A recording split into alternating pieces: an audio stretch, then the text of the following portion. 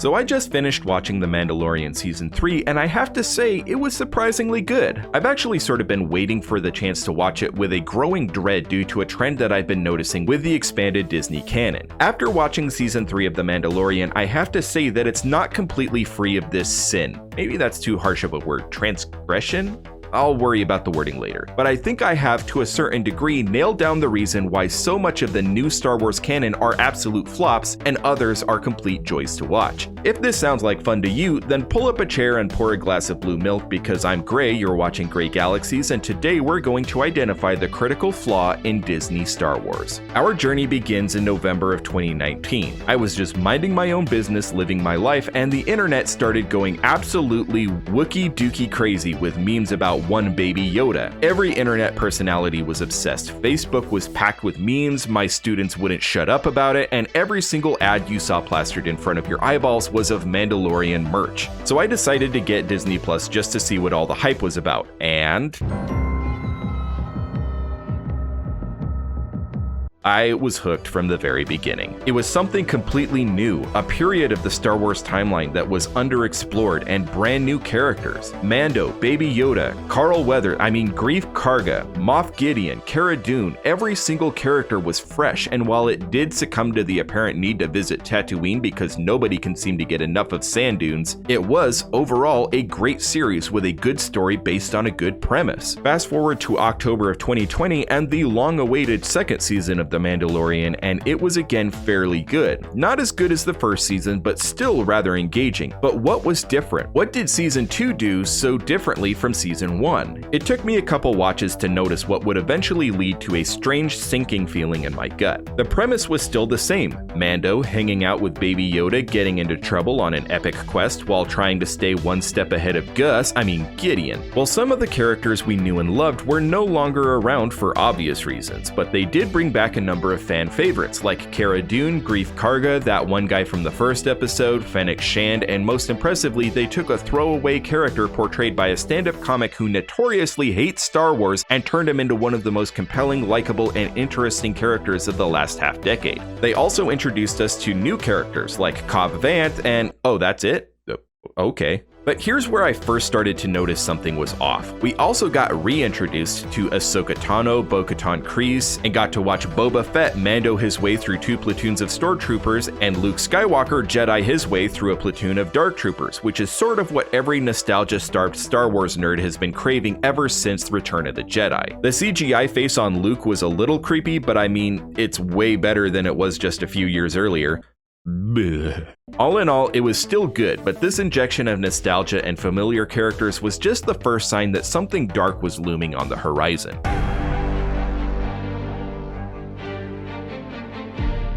In the closing hours of 2021, we got what we had all been jonesing for since the last episode of Mando Season 2 aired: Boba freaking Fett. The Book of Boba Fett's story is actually quite good. Let me finish. The premise is rather good. Fett, beginning to show his age, who's learned many harsh lessons throughout his life, is trying to settle down. He doesn't want to be killed because he's made the mistake of accepting the wrong job. Instead, he's trying to take a fractured criminal organization, stabilize it, and change it into something more legitimate, a noble goal, even if he is doing it for selfish reasons. With a loyal cadre of followers, friends, and partners at his side, he fights off the Pike Syndicate, uses his experience to settle a grudge from his adolescence, and finally ushers in a modicum of stability for his new empire. The premise is sound. The execution, however, left so much to be desired. First of all, virtually all of the new characters were either awful or they just didn't stick around long enough to be fully explored. The respected Twi'lek proprietor of the local upscale cantina dies in what seems to be a fairly pointless bombing. Danny Trejo appears as, well, pretty much Danny Trejo. The guy's in his 70s. How much is he really going to do on screen?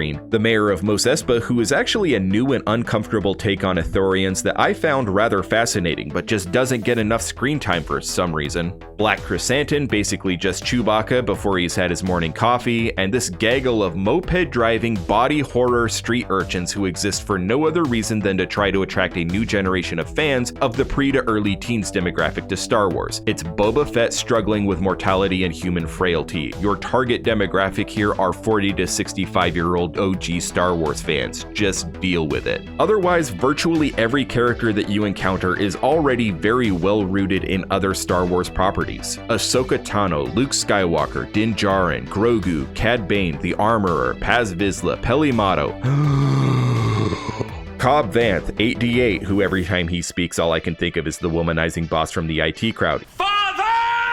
Even freaking BD-1 from Jedi Fallen Order had to make an appearance. And what's worse, this is the Book of Boba Fett, yet out of 7 episodes, 2 of them don't even have Fett make an appearance and instead focus more on the adventures of Din Djarin and friends. Now, there's a lot that's bad when it comes to the Book of Boba Fett, and I'd love to do a deeper dive in the future if you'd like to see that, but for the purpose of this video, I think that we've begun to establish a pattern. So for the sake of time, we'll move on to the next series. Oh dear.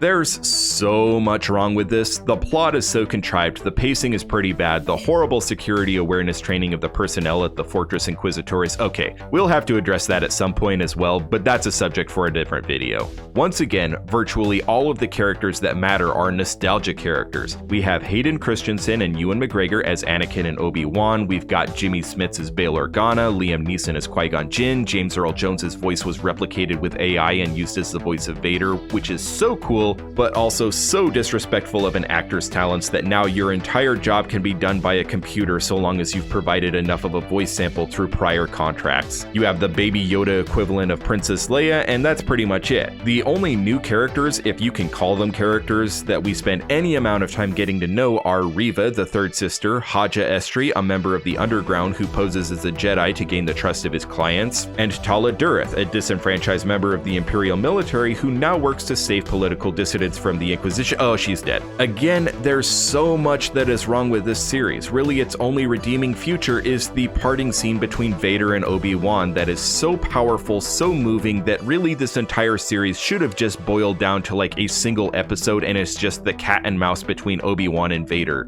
Chuck the rest in the trash where it belongs. Okay, so let's recap. The only thing that these progressively worse series and seasons seem to have in common is an increased reliance on existing characters from other areas of the Star Wars universe and an increase in generic, shallow new characters who aren't getting the necessary screen time to actually develop into memorable ones. But this hardly seems definitive. It seems like we need at least one more data plot before we can be certain. Fast forward to September 2022.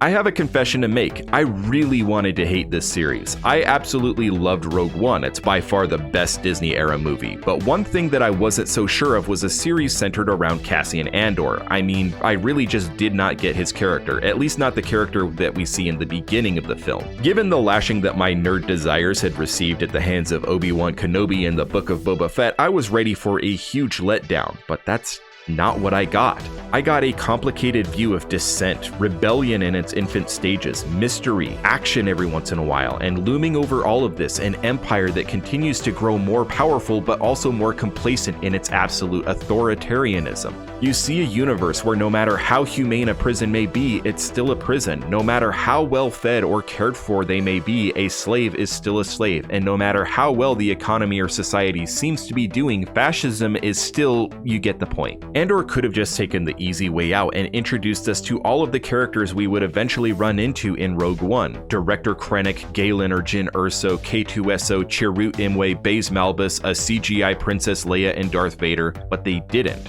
Instead, for the first episode, we see only Cassian Andor and a whole new cast of characters: Cyril Karn, Bix Caleen, Marva Andor, Brasso, and more. As this series progresses, familiar characters are peppered in every once in a while, like Saw Gerrera and Mon Mothma, and that one guy that barely got any screen time in Rogue One for some reason. But these are balanced against even more new characters: Luthen Rael, Kleya, Kino Loy, Vel, Cinta, and more. I don't want to put it on a pedestal or anything, but Andor was, in my personal opinion, a masterpiece of the Star Wars saga. Now, it takes more to make a good story than just a great cast of characters. I mean, no amount of character design is going to make this any better.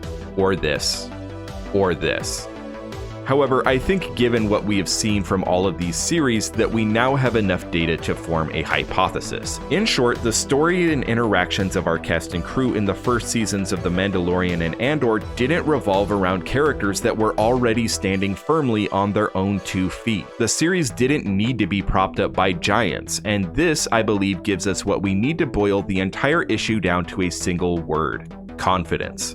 Confidence not just in the stories that the creators are intending to tell, but in the characters that experience them. The Book of Boba Fett should have been a slam dunk. It is the Fett character that developed a cult following of fans in the 70s and 80s, portrayed by the face of all Fetts that the prequel generation of fans came to know and love through Tamara Morrison. But Jon Favreau somehow lost confidence that Boba Fett could stand on his own, which is why he doesn't even appear in over a third of the series that is supposed to be his story. Why so much of the story once again circles back to the characters that were known to be strong enough to stand on their own: Din Djarin, Ahsoka Tano, and Luke Skywalker. This same lack of confidence is even seen in The Mandalorian itself, as we get introduced to characters we already know just so that The Mandalorian can serve as the jumping off point for spin-off series, rather than series that could and should stand on their own from the beginning. The upcoming Ahsoka series is now forever doomed to be a spin-off rather than a new series, because her character, as it is portrayed by Rosario Dawson, first appeared in an episode of The Mandalorian, and I would be almost willing to bet some calamari flan that Clan Din will make an appearance as a result. Of course, Boba Fett couldn't be trusted with his own series until he stood next to Din Djarin for a battle or two in order to gauge fans' receptiveness to a new story, and even then, he never got to tell his own story. Instead, we got many stories that simply revolved around his circumstances. I noticed this trend in The Mandalorian Season 3 as well, though thankfully it was less pronounced. We got no spin-off test subjects, at least I hope we didn't. Disney, if you're watching, we do not want a Jack Black-centered Star Wars series. You hear me?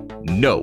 Bad Disney. Season 3 did, however, always have this undertone of uncertainty, of nostalgic longing for the good old days of Mando, like how they kept trying to wedge IG-11 back into the plot and even tried to make it a vehicle for Grogu, which thankfully they axed that pretty quickly. But they did eventually get IG-11 back up and running, a sure sign that if you're a likable enough character in the new canon, you won't be killed off just because it's way too hard to create new relatable characters. They even gave Din Djarin a handy astromech sidekick, because if you don't have a droid sidekick, are you even a real Star Wars protagonist at this point? Thankfully, this is pretty tame compared to the Book of Boba Fett and Obi-Wan, and the plot armor, it's there, but not nearly as bad as with the aforementioned series. But all of this is also starting to lead to something that I usually refer to as Marvel syndrome, but I might have to change the name now that it's infecting Star Wars as well. Let me explain. The Book of Boba Fett and Obi-Wan Kenobi should have been able to start from the very first second as brand new series, but they don't. Instead, they start with recaps on the first episodes of new series. The reason for this? In order to fully understand the Book of Boba Fett, you need to watch Attack of the Clones, The Empire Strikes Back, and Return of the Jedi, as well as the last 2 episodes of The Mandalorian Season 2. They really aren't that important to the plot unless you for some reason have been living under a rock for the past half century and have no idea who Boba Fett was, or for whatever reason had no idea who Din Djarin was, which would make that whole 2-episode side quest where we just follow Din around really discombobulating. Which it was anyway. The Book of Boba Fett at least tried to organically tie its recap into the first couple minutes of the story. Obi-Wan made absolutely no attempt whatsoever to stand on its own, and even starts with a giant "previously on" pasted across the screen. Then once again in The Mandalorian Season 3, there is another recap, not just following the events of Mando Season 1 and 2, but also pretty much the entirety of the Book of Boba Fett, because without that story, you have no idea how Din Djarin came to be flying a souped-up N1 starfighter, and baby Grogu is once again traveling with Daddy Mando, even though the last time we saw him in The Mandalorian, he was off to Jedi school with Luke Skywalker. This is the exact reason I have stopped watching Marvel movies. Well, that and other things that'll probably get this video demonetized and my channel canceled, but primarily it was Marvel syndrome. In order to watch any Marvel property, whether it's a movie or a series, you have to have watched virtually all Marvel content up to that point to have the slightest idea of what in Odin's name is going on. You can't understand the starting scenes of Loki without having watched Avengers Endgame. You can't understand the plot of Captain America Civil War without having watched Avengers Age of Ultron. You can't watch Avengers Infinity War without having first watched Thor Ragnarok. The entire MCU is a self-referencing nightmare of narrative BS that makes it virtually impossible for new fans to adopt without being willing to or cognizant of the fact that they have to start from the very beginning and watch every Marvel title in chronological order. And eventually I just couldn't handle it, so I quit. Quit being a fan. You have to try pretty hard to get people to stop liking something that they've been doing and enjoying for the past decade. But now that same self-referencing, self-congratulating, self-aggrandizing Bantha Poodoo is working its way into Star Wars, and I'm getting more than a little worried that eventually we will be unable to enjoy Andor Season 3 or Mando Season 4 or Ahsoka Season 2 without having to go all the way back to Mando Season 1 and watch them in chronological order just so we have the slightest idea of what's going on and which throwaway lines of dialogue actually have hidden meaning. Why our characters are now flying around in different ships or once again in each other's company after having previously parted ways. Maybe I'm just being a sensitive, self-entitled millennial who thinks that the fandom should revolve around me and my interests. Let me know if you agree or disagree in the comments below. I would love to hear whether you have noticed similar trends or if there are other things I'm missing that should be included in this theory. Until next time, I'm Gray, you've been watching Gray Galaxies, and may the Force be with you always.